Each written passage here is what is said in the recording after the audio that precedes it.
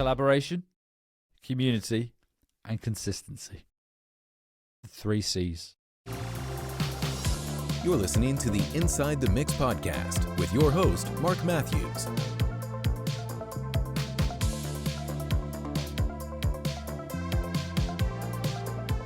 Hello, folks, and welcome to Inside the Mix. Welcome back if you are a returning listener. So, this is another episode where myself and Tim, aka R9, are answering your questions. Before we dig into this, if you do have a question you would like to throw our way, click on that SpeakPipe link and you can record up to 30 seconds. Hey, Marc and Tim, my question is XYZ. You can find me out, give yourself a shout out. Maybe you've got a release coming up, something along those lines. And you don't need an account or a specific setup. You can just use your mobile phone. It's like sending me a WhatsApp message. Alternatively, reach out to me on Instagram at Inside the Mix Podcast. And you can send it via text if audio isn't your thing. Tim, welcome back. How are you today?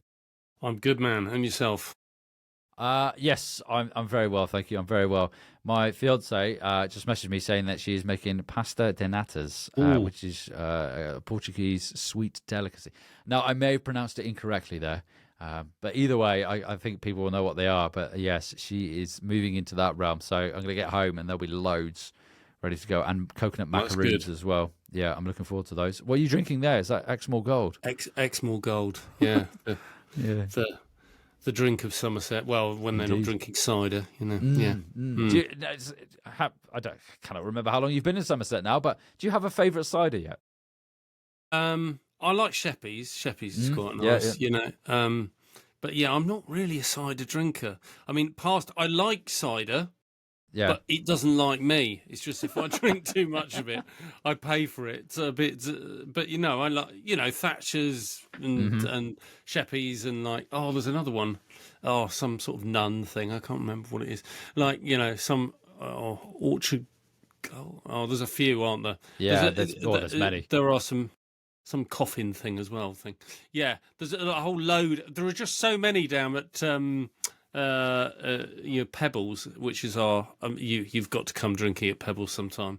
Pebbles is such a fantastic place, and they just have guest ciders all the time, so I never know, and I do get a cider in there once in a while, and like they're great, but you know more than one cider, and I'm it's not the best idea for me. Absolutely. I absolutely love cider. And Sheppey's is delicious. It is brilliant stuff. I remember I've been from Somerset myself, and I remember my dad would often go to the local cider farm and come back with these sort of 2-3 litre bottles of Scrumpy.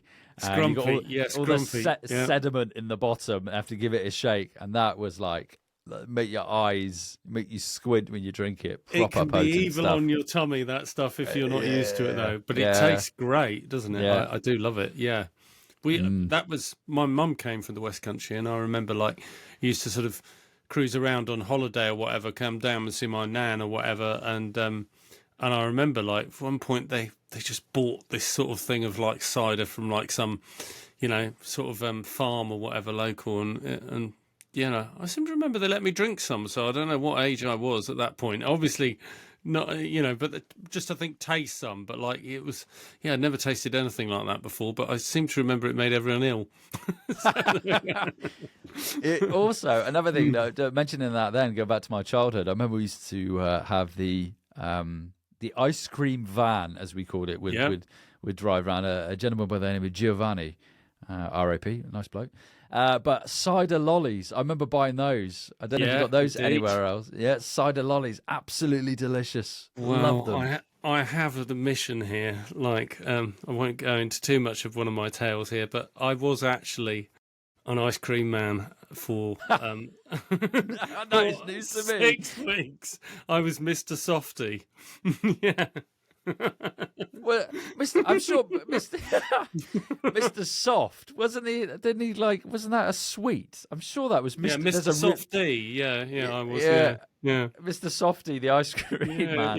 Yeah, that was the name of the ice cream company that I worked for, and it was the most dodgy outfit you've ever seen. It was like behind someone's little bungalow in this sort of, sort of suburban kind of sort of place in Ash, and like you went behind there, and like there was just a whole like fleet of ice cream vans, and it was all run by some bloke, it's like Antonio somebody or other, who was, I don't know, it sounds ridiculous this, but there were cars, black cars that used to drive up, and various Italian folk and people got out of it and talked about things and disappeared again. It was all very hush-hush, and you got paid everything in cash.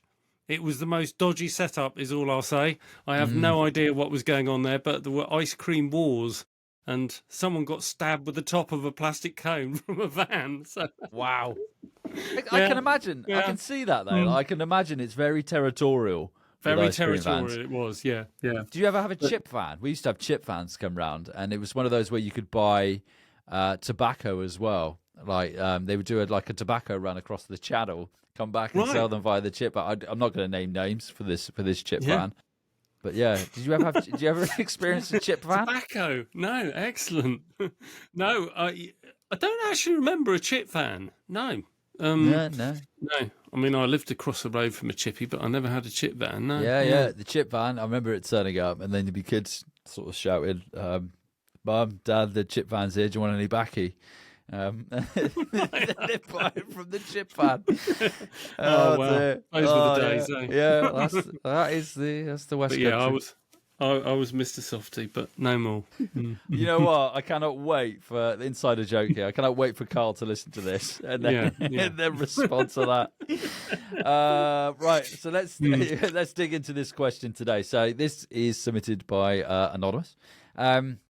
And the question is, how do you market yourself as an independent producer? So independent producer, artist and writer, especially when you create across multiple genres. So this is going to be an interesting one. Right, okay. So this is a challenge many independent producers face. So in this episode, we're going to break down some strategies that might help, some stuff we've done along the way, maybe some pitfalls to be aware of as well. So it's going to be an interesting one. Now, just a disclaimer on this. So no means sort of marketing experts. It's more going to be along the lines of what we've experienced and what has worked well and what maybe hasn't worked well. So I think with regards to being a producer, there's multiple genres is an interesting one, because immediately in my head I'm thinking focus on one genre before multiple genres, before moving out to others. That's my important... Well, my thought process to begin with. But I suppose that comes down to artistic identity, really, and finding that unique selling point. So my head, and I say this, and I probably contradict it, in that I've released music in multiple genres. I come from the heavy metal background, and I've done R&B, and then I've done the synth pop, synth wave. Now I'm moving into sort of house, old school house, progressive house, all these different genres. So I'm probably in a glass house throwing stones saying focus on one genre. But in my head, I think when you're starting out, that's probably a good thing to do, is get known in a particular genre or known for a particular sound and working within that sound before then moving out into other genres. And I think that also works, I guess, yourself coming from a recording studio background as well.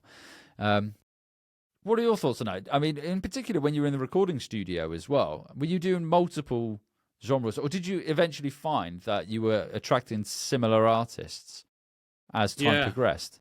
I mean, when I was in the studio, it was a lot of the time, it was literally whoever turned up and whatever they wanted to do would walk through the door. But I did find that I felt I did, from a producer's point of view, as a producer to hire me, I was going to be better at doing certain genres that I understood, that I connected with. So I would say from a producer standpoint, you want to, try and promote yourself to the things that you're best at doing. So I found I was good at doing singer-songwriters and working with singer-songwriters.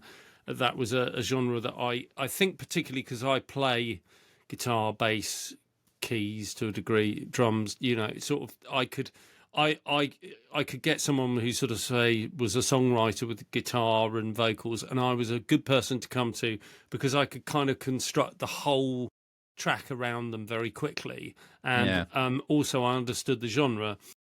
I think I liked a lot of singer-songwriters and I still do, but like, so I got that and I could do it well.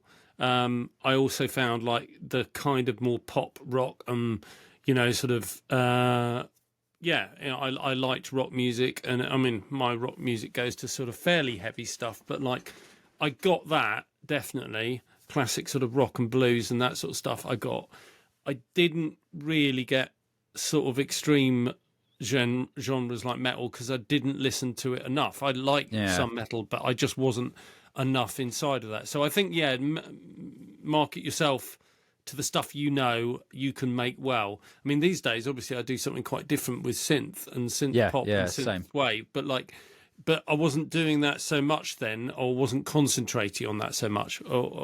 Plus, I wasn't getting so many people coming into the studio that were really into doing that. I did get some dance music genres. Again, I found those quite difficult when people would come in and they were really into two-step garage, or they're really into that sort of thing, because it wasn't really my thing at the time. And I found it a bit like, oh, right. I remember doing some guys really into hard house, and like sort of, I would work with him, but eventually I think he moved over to somebody else, and it was because he wanted a real particular sound.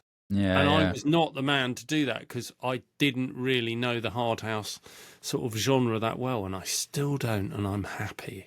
Yes, don't blame you. It's just, it was not my genre. I couldn't listen to it mercilessly for a whole day, so it was a bit full on. Yeah, neither could I. And I think it's interesting that I think you do need to sort of play to your strengths and know where your strengths are before branching out into other genres, become known for a particular sound or genre, or working with a particular group of artists and whatnot. I think it's quite difficult to not fall into the trap of FOMO and fear of missing out, thinking that if I don't offer my services as a producer, or if I'm basically, or whatever service you provide, you think you're missing out. But I think ultimately you not that you're harming yourself by any stretch. Well, maybe, I suppose you could be in a way, because you might be wasting time. Whereas you could be working with artists that you really do gel with, and you know that particular sound really well. So I think going back to the original question, which was marketing yourself as an independent producer, especially when you create across multiple genres, again, not an expert by any means, I would probably focus on one genre to begin with, or a particular sound, and really dial that in before then sort of sidestepping to others.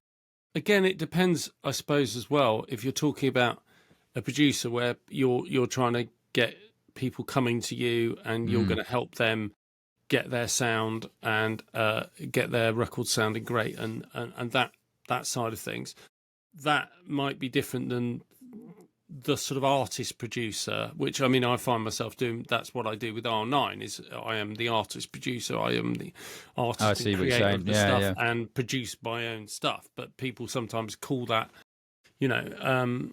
artist and producer become the same thing, don't they? And there, I would say very much that it can be really difficult if you just chop and change genres and nobody knows what that particular artist is. So if they don't know what Aisle 9 is, I think, it's going to be hard to market that to people and say, look, come and listen to my music. Oh, it's a bit of this, it's a bit of that. Oh, I don't really, I mean, again, it can be like, I think you can have different influences within your music, but it's got to maybe sit within a genre. I mean, it's like there's the synthwave that's kind of really heavily sort of rock and metal influenced, and the synthwave that's very dance music influenced and hip hop influenced, but it's synthwave. It sits in a genre. It sits within there enough, and you identify enough within that with the aesthetic and everything else that you fit in with it. But I think the other thing is you can always diversify and create separate artist identities, can't you? You can release under different artist names. It's so easy to do that now. That might dilute your time, though, as you were saying, time. That's the key, isn't it? Yeah. I think what you said there is really interesting because it's something that I fall foul of myself, and this goes back to what I said earlier about being in a glass house throwing stones. In that I've produced. So I'm that producer artist, and I've released in various different genres. And I've noticed that in doing that, I kind of then have to establish myself with that particular group of people every time that I do it. And I'm on this run now of doing more electronic dance, sort of EDM house stuff. And now I'm having to reestablish myself and find that sort of watering hole, in air quotes, of people. Although it does cross into, because it goes back to what you said there about your influences. So my influences are still in there with regards to like synth wave, synth pop, and then there's the darker side of sort of like rock and metal. Not as obvious, but I think in terms of like the aesthetics and in particular breakdowns and stuff. But I find it more difficult. I think like it goes back to what you said there. If someone were to say, "Oh, kind of, what do you produce? What music you release?" And then I generally probably have said what you said. I was a bit of this and a bit of that and everything in between, which doesn't, in an elevator pitch, that's going to leave someone scratching their head and thinking, well, what does this guy actually do? So I find that I'm sort of I'm taking 2 steps forward, 1 step back in terms of then getting my music out there and the name out there again and building that again. Something I'm going through myself at the moment, which is quite interesting. Yeah. I mean, I think it's a good idea to try and build community with whatever you're doing. And that's, I don't know if that comes into a more points that you might raise on this question further, but like I think that's the biggest thing that I've found has really helped me. And it's actually from way back, even like when I was doing the studio, there I was more connecting with a local community and a local musicians, going to open mic nights, going to gigs, and that kind of, it was a grassroots type of thing. And they were the people who would turn up at the studio and want to record with me because they'd met me at a gig. I'd seen them performing at an open mic, whatever. They knew who I was, and there was a connection there. But like nowadays, I've got kind of a quite strong sort of online community that I've connected with within synthwave and synth pop sort of thing, and that helps sort of produce some work from that community, really. But I think it's important to both as an artist and maybe as a producer, you've got to find community with other people. And that doesn't mean you're just touting what you do all the time and going on about what you do. In fact, it probably means the opposite. I would say, that you're more into promoting other people and trying to sort of like take part in the community, and then that will have good effect on you. I think it can, if you do a good job of with your own music, it comes back because people sort of are interested in what you do and interested in promoting you. So it's I agree. I think community's huge in particular, and I noticed this with the podcast and building a community around the podcast, and it continues to grow through that community and that word of mouth and finding new listeners and whatnot, which is amazing. And we were discussing off air, and I was just saying to Tim how the podcast, in terms of growth, at no point has it plateaued, which is amazing. I say that now, touch wood.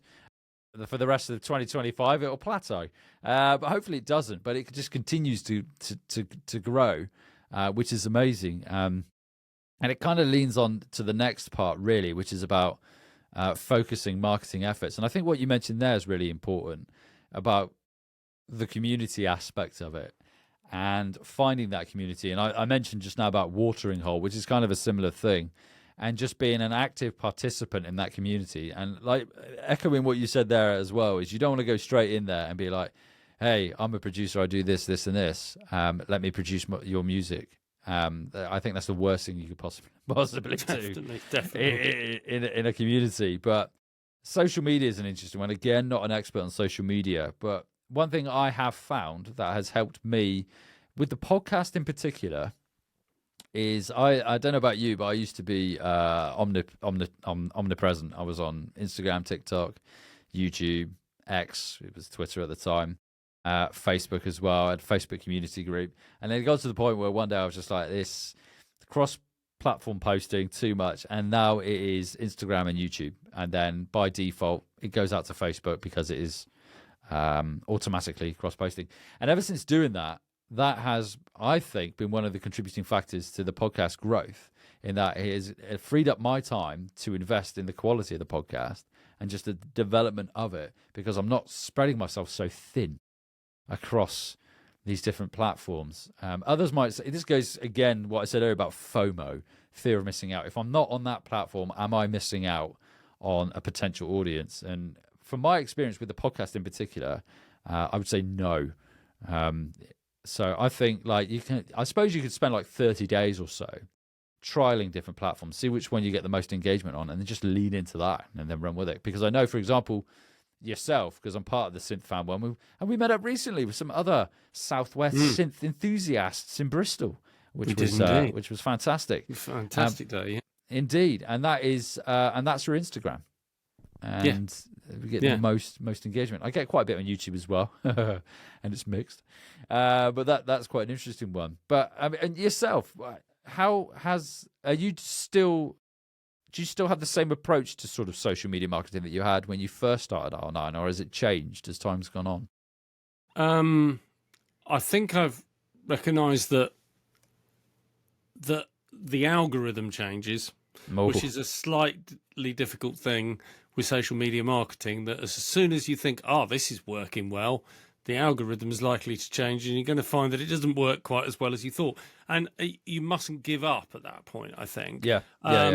But I found something really good with Instagram, for instance. I mean, it all comes back to community for me, actually, which is a word I tend to buzz around on a few things. I even put hashtag community at times, because I find like that something like doing collaborative posts is really good. I'll do collaborative posts with myself sometimes if I haven't got anyone else, because I've got a few different accounts, and so I'll put them all on. But like, it doesn't really matter. But like, it's great to do it with other artists. It's great to do it with other people, and like sort of say, right, I've got, we're all sort of, on. I mean, it was great when we did Outrun the Sun, which was this charitable album, which was really fantastic.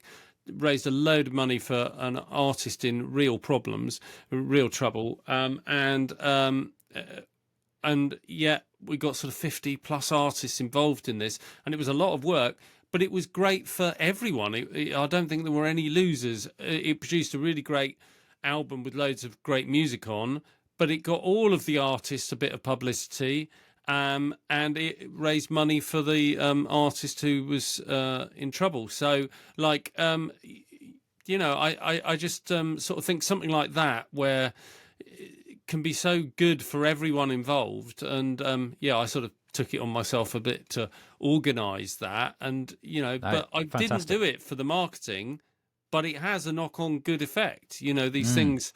And I think sometimes just getting involved can have a really positive effect with your own music and your own producing, production. I think collaboration, what you mentioned there, is incredible. It's something I want to do more of, in particular with releases and actually releasing music in terms of collaboration.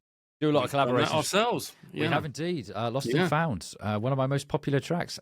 Still, I add, but I do a lot of collaborations with the podcast, and I do see the benefits of it, like with cross-posting, like you mentioned then. An artist, guest comes on Instagram, invites as a collaborator, works really well. And it's something I want to do more of with regards to releases, because I can see the benefits there as well. Collaboration's fantastic, I think, for that. Collaboration. You have to watch it sometimes, because you can get sucked into collaborations that just... You can't, they're going to take a load of time up. And just do it for... Don't just say yes to everything and everyone. I know that sounds a bit harsh, but sometimes you have to go, is this right for me? Is this collaboration going to be good for me and good for the other artists? Maybe I'm just getting tied up into spending a lot of time doing this. You've got to be a little bit cautious, I think, I agree. I was going to say then, collaboration, community, and I was trying to think of another C. But yeah, I can think of one. Collaboration, community. I can't. If audience listening, if you can think of another C, that is relative to the conversation at hand with regards to being an independent producer artist across multiple genres. Do let us know. I'd like to complete that 3 C's somehow. But I see we're approaching the end here, so. Hopefully there's some useful stuff in there. I think to summarize, really, it's sort of like finding your niche, finding what you're good at, focusing in on that, leaning into that, becoming known for it, building that community. I've got the C. But yeah, go for it. Consistency. Oh, I love it. Yes. Community. Collaboration. Collaboration. And consistency. Oh, it's been a long day. Yeah. Yeah, I like it. Communication. It wasn't communication. Was it communication? No, it wasn't. Community, collaboration, and consistency. Communications is good. You can add a fourth in there as well. Make sure you're able to communicate with each other, which I can't do right now because I can't come up with 3 C's. But consistency is one that we didn't actually talk about, which I think is really important. And I'm doing this myself now with this release cadence. I'm trying. I say trying. I am going to maintain, and I'm posting online as well. And it's tricky because in particular with this release I'm doing at the moment, I'm trying to post daily for about 30 days, and it's you swing and you miss sort of thing to see how it goes. But I think with anything like the podcast is a prime example. Just this is episode 192, and it's weekly. And that consistency and doing that and showing up every week means that it continues to grow. So I like that consistency. And I think it's consistency and like, your marketing and all that kind of strategy and getting your aesthetic and keeping to that and that sort of thing. But also the quality that you put out, if you're putting music out, is keeping consistency across your marketing, but also the quality of what you do. Is really important.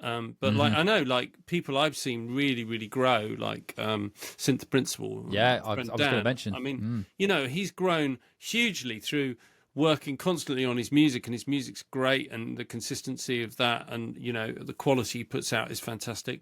But also, he's been fantastically consistent with his social media, content and the way he puts it together, and And that has made his social media has gone crazy, but over time, and then he's followed as an artist as well, like with constantly putting out and releasing as we're trying to do, like keep to a release schedule, that's Indeed. Consistency again. So There we go, folks.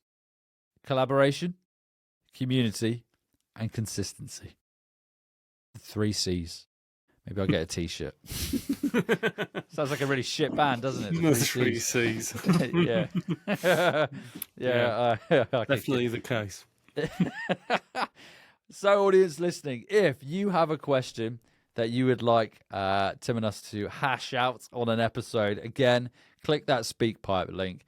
Leave us an audio message. Hey, Mark and Tim, my question is blah, blah, blah. You can find me at whatever it is, or just Inside the Mix podcast on Instagram. Send me a DM with your text. And as with this episode, you can be anonymous if you want. You don't have to have your name read out if you'd rather not. Just let me know. I'm more than happy to do that. Tim, it has been a pleasure. I didn't do this on the previous episode, but have you got anything you would like to share with the audience? I should probably do this at the end of every episode, to be honest. Any releases that might be out at this point? What point will this be out? Yeah. Ooh, it's a good question. Let's have a look. This is the 29th of April. Oh, it will just... No. It will have come out before then. But I should have... If I stick to my release schedule, we're looking at the end of April, I will have a single coming out, no doubt. But you will have already gone past this. But at the end of, I've got a single going to be coming out in a week or so from now. But that'll be out. Yeah. Yeah. Yeah, I'm trying to stick to my consistent release schedule of something coming out at the end of each one. So Infinite Ocean is next, but that will already be out by the time you hear this episode. Great song as well, folks listening. Do go check that out. I will put a link to that in this episode description. And in theory, if I carry on the way I am, I'll have a song released as well. I have no idea. Yeah. I've started it. I've no idea what it's going to be called. And the one I sent you the other day, I've now 5-minute warning. No. Yeah. Something else Cold War related, Bolshevism or something. I don't know. And then I'll have another one released, and hold me to that as well. Anyway, folks, I'm waffling now. It has been a pleasure, Tim. Until the next time, enjoy your Exmoor Gold. Yeah, cheers. Thanks very much, buddy.